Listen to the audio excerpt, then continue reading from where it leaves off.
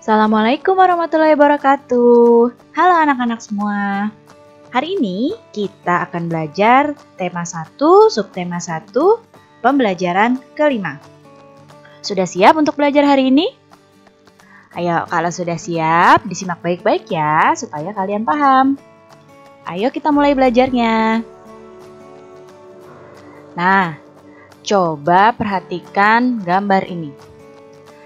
Ada gambar apa saja ya? Hewan apa ini? Benar, ada hewan kelinci dan ada siput. Apa ya perbedaan alat gerak kedua hewan di samping? Nah, apa sih perbedaannya alat gerak dari kelinci dan siput? Ya, kelinci bergerak dengan menggunakan kakinya. Kalau siput bergerak dengan menggunakan otot perutnya. Nah, hewan itu dibagi menjadi dua kelompok besar. Ada hewan yang disebut dengan kelompok vertebrata, ada kelompok hewan invertebrata. Kelompok hewan vertebrata itu kelompok hewan yang memiliki tulang belakang di tubuhnya. Vertebrata memiliki tulang belakang di tubuhnya.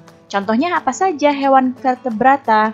Ada kelinci, kucing, burung, ular, ikan, katak, dan masih banyak lagi yang lain. Kalau invertebrata itu hewan yang tidak memiliki tulang belakang di tubuhnya. Contohnya apa?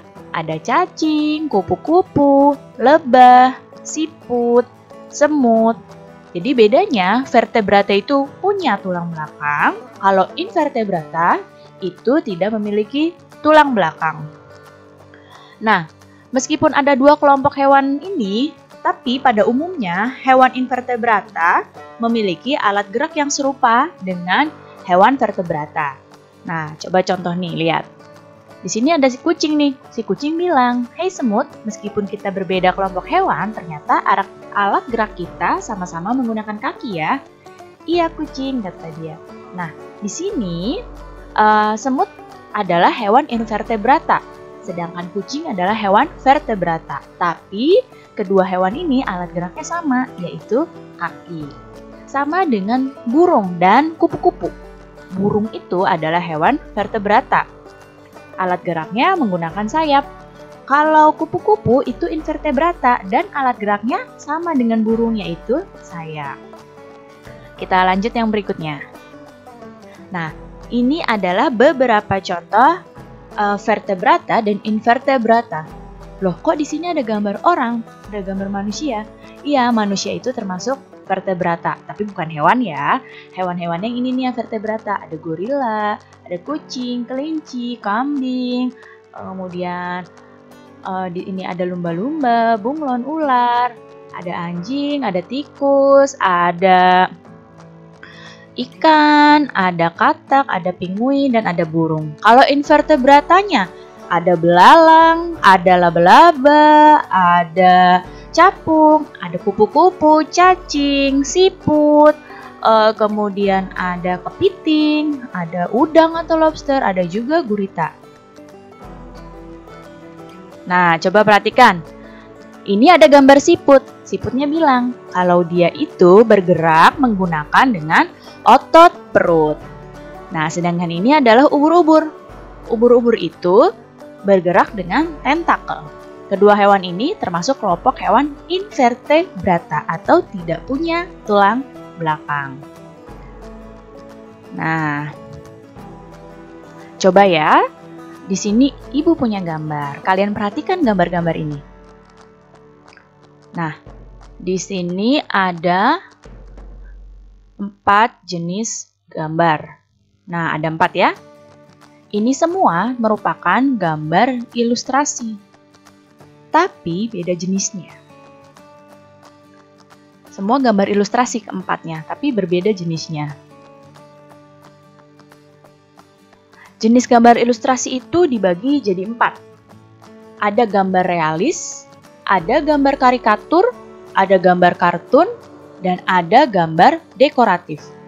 Kalau gambar realis itu gambarnya memang dibuat sesuai kenyataan yang aslinya. Kalau karikatur itu gambar yang dilebih-lebihkan atau mengubah dari objek aslinya. Misalnya kepalanya jadi lebih besar, itu kan dilebih-lebihkan ya. Padahal sebenarnya ukuran kepala kan tidak lebih besar dari tubuh.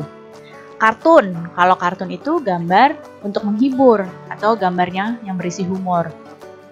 Dan satu lagi gambar dekoratif. Ini gambar untuk menjadikan bentuk benda lebih indah. Nah, ini contoh gambar realis. Di sini, gambar realis adalah gambar yang seperti suasana aslinya. Ini ada suasana seperti sedang di pasar. Nah, ini gambar karikatur. Nah, ini ada karikatur Pak Habibie. Tapi lihat di sini, kepalanya Pak Habibie digambar dengan lebih besar. Ini kan melebih-lebihkan. Nah, ini namanya gambar karikatur. Kepalanya lebih besar dibandingkan dengan tubuhnya. Kemudian ada gambar kartun. Nah, kalian pasti tahu ya gambar kartun seperti ini contohnya. Ada gambar dekoratif, itu gambar yang untuk menjadikan sesuatu benda menjadi lebih indah. Nah, sekarang kita masuk ke berikutnya. Kamu masih ingat nggak? Apa sih itu ide pokok? Nah, betul. Ide pokok itu merupakan inti atau dasar dari suatu paragraf atau suatu teks. Ide pokok itu menjadi dasar dalam pengembangan dari paragraf. Jadi di sebuah paragraf itu, untuk membuat satu paragraf itu harus ada ide pokoknya. Apa yang mau diambil dari seluruh paragraf baru, dari ide pokok itu bisa dikembangkan menjadi kalimat-kalimat yang banyak atau disebut dengan kalimat pengembang. Langkah-langkah mengembangkan sebuah ide pokok. Coba diperhatikan. Pertama, untuk mengembangkan ide pokok, kita harus tentukan dulu apa sih topik yang akan diambil dari paragraf tersebut. Nah, kemudian setelah diambil topiknya, menentukan ide pokok dari paragraf yang akan dibuat. Nah, baru setelah itu buat kalimat yang isinya ide pokok. Nah, setelah buat kalimat yang berisi ide pokok atau disebut dengan kalimat pokok ya, kalimat yang berisi ide pokok itu disebut dengan kalimat pokok.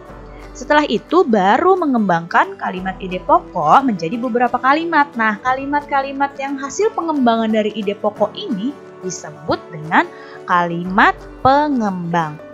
Nah, setelah itu baru disusun kalimat-kalimat tersebut menjadi satu paragraf yang padu. Baik, cukup sekian ya penjelasan Ibu hari ini. Mudah-mudahan kalian dapat mengerti. Sampai jumpa lagi pada video selanjutnya. Wassalamualaikum warahmatullahi wabarakatuh.